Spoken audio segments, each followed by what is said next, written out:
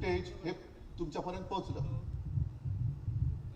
पण लबाडाने जो एक निकाल दिला आणि शिवसेना मिंद्याची सांगितली, यांची शिवसेनेची घटनाच नाही, शिवसेनेमध्ये पक्षप्रमुख पदच नाही, मग ती सुद्धा जी आम्ही फिल्म दाखवली त्याचे चित्रीकरण आमच्याकडे नाही मागितलं, आयोगाकडे मागितलं, आयोगाने सांगितलं आमच्याकडे नाही, आणि ते चित्रीकरण आम्ही जनतेच्या न्यायालयात तुम्हाला समोर ठेवलेले. हा फरक लक्षात घ्या.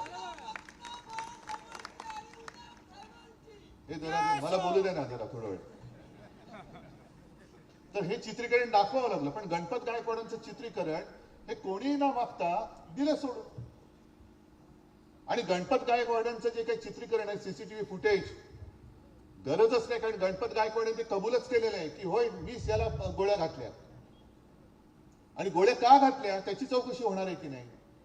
मी गणपत गायकवाडांची बाजू घ्यायला आलेलो नाही, अजिबात नाही, पण गणपत गायकवाडांनी सांगितलं की हा मिंदे जर का राज्याचा मुख्यमंत्री असेल तर या राज्यात गुंडांची पैदास होईल,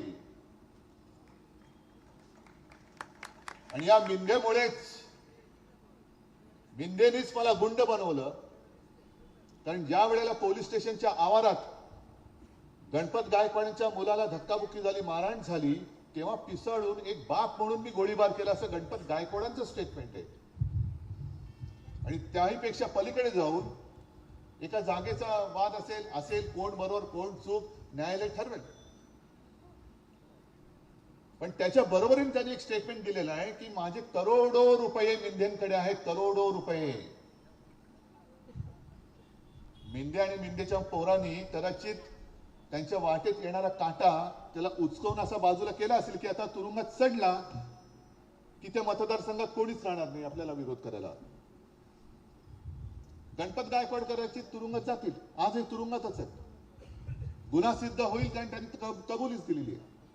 पण मिंदेंकडे करोडो रुपये आहेत आणि मिंदेंमुळे याला गुंडगिरी करावी लागले, त्या माणसाला काही शिक्षा होणार आहे की नाही, त्याचा राजीनामा, त्याला अटक होणार आहे की नाही. आता बघूया मोदी गॅरंटी कोणाला पावते, मिंदेला पावते की त्यांच्याच भाजपच्या आमदाराला पावते ते बघूया. मोदी गॅरंटी येतात नाही 19 तारखेला. कुछ भी करो, भ्रष्टाचार करो, भाजपा में आ जाओ, आपको पद मिलेगा, मोदी गॅरंटी आहे. 19 तारखेला येतात मोदीजी, बघू. या पद्धतीने तुम्ही जर का कारभार करणार असाल तर कठीण आहे. मोदीजीने मला एकच सांगायचं की मोदीजी आम्ही तुमचे शत्रू नव्हतोच, आजही शत्रू नाहीच, आम्ही तुमच्या सोबत होतो, शिवसेना तुमच्या सोबत होती.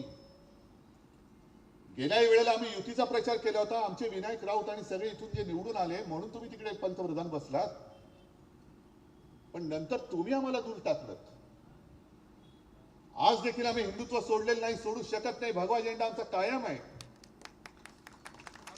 पण या भगव्या झेंड्यामध्ये छेद मारण्याचं काम भाजपा करतंय. मोदी साहेब, हे सगळी तुमची जी काय पिलावळ आहे ना, यांनी जर का आजपर्यंत देशाचं काम केलं असतं तर तुम्हाला ही पक्ष फोडाफोडीची वेळच आली नसती, लोकांनी पुन्हा तुम्हाला डोक्यावर घेऊन निवडून दिलं असतं. सगळे ED, income tax, CBI, police, जरा देशामध्ये फिरा ना, आम्ही जसे फिरतो तसे फिरा.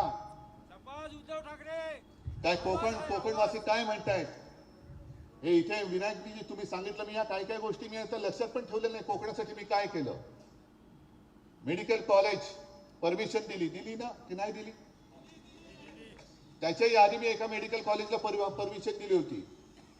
आता मला काय माहिती तिकडे मेडिकल कॉलेज उघडले तर कोंबडे ठेवायचं कारखाने उघडले, गोरामने उघडले. पण मी पक्ष नाही पाहिला, माणूस नाही पाहिला. माझ्या कोकणामध्ये एखादी चांगली गोष्ट होत असेल तर कोणी असेल, माझी जबाबदारी आहे, मी त्याच्या आड येणार नाही. चांगल्या गोष्टीच्या आड मी कधी आलेलो नाही, येणार नाही. अगदी माझ्या विरोधकांनी ती करत असला तरी मी आलेलो नाहीये. ही वृत्ती आहे आमची, याला शिवशाही म्हणतात. पण हे सरकारचं मेडिकल कॉलेज होऊ नये म्हणून कोण तिकडे जाऊन बसलं होतं, झारीतले शुक्राचार्य कोण होतं,